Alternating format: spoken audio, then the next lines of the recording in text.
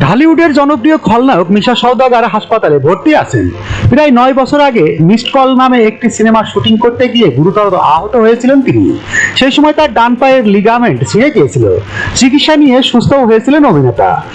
আবারও সেই জায়গায় আঘাতপ্রাপ্ত হয়েছেন তিনি। আবার সেই সমস্যা দেখা দিয়েছে। প্রাথমিক চিকিৎসা শেষে সুস্থ হয়ে উঠেছেন, কিন্তু সুস্থ হয়ে উঠলেও চিকিৎসকের পরামর্শ ছিল হাঁটুর অস্ত্রোপচার করা। সেই উদ্দেশ্যে বেশ কিছুদিন আগে যুক্তরাষ্ট্রে পাড়ি জমান মিশা সওদাগর। আজ বৃহস্পতিবার 15 মে যুক্তরাষ্ট্রের স্থানীয় সময় সকালে তার হাঁটুর অস্ত্রোপচার করা হয়। ডালাসের একটি হাসপাতালে অভিনেতার হাঁটুর সফল অস্ত্রোপচার সম্পন্ন হয়েছে বলে জানিয়েছেন আরেক অভিনেতা জাহিদ খান। এদিকে খল অভিনেতা মিশা সওদাগরের অস্ত্রোপচারের সময়ে সামাজিক মাধ্যমে একটি ভিডিও ভাইরাল হয়েছে। তাতে দেখা যাচ্ছে মিশা সওদাগরকে রাস্তায় মারধর করছে একদল উৎসুক জনতা। এরপর তার হাসপাতালের বিছানায় শুয়ে থাকার ছবিটি ছড়িয়ে পড়তেই ভক্তরা ভাবেন তিনি মারধরের শিকার। অনেকেই মনে করছেন আহত হয়ে হাসপাতালে ভর্তি হয়েছেন এই খল অভিনেতা। আসলে বিষয়টি ঠিক নয়। মিশাকে মারধরের ভিডিও সত্য নয়, তিনি মবের শিকার হয়েছেন।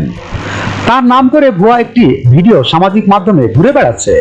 মিশা সওদাগরের ঘনিষ্ঠ সূত্রে জানিয়েছে, অভিনেতার পায়ের লিগামেন্ট ছিঁড়ে গিয়েছিল, হাসপাতালে অপারেশন হয়েছে, তিনি ভালো আছেন, দ্রুত সুস্থ হয়ে উঠবেন। তিনি বলেন, ভিডিওটি ভিত্তিহীন। অনুরোধ করছি কারো বিভ্রান্তিকর পোস্টে কান দিবেন না। এদিকে অভিনেতা জাহিদ খান বলেন, মিশা ভাই তার হাঁটুতে ব্যথা পেয়েছিলেন কয়েক বছর আগে। ডান পায়ের লিগামেন্ট ছিঁড়ে গিয়েছিল। পায়ের ব্যথা নিয়ে খুব কষ্ট করছিলেন তিনি বলেন, ডালাসের একটি হাসপাতালে হাঁটুর সফল অস্ত্রোপচার সম্পন্ন হয়েছে।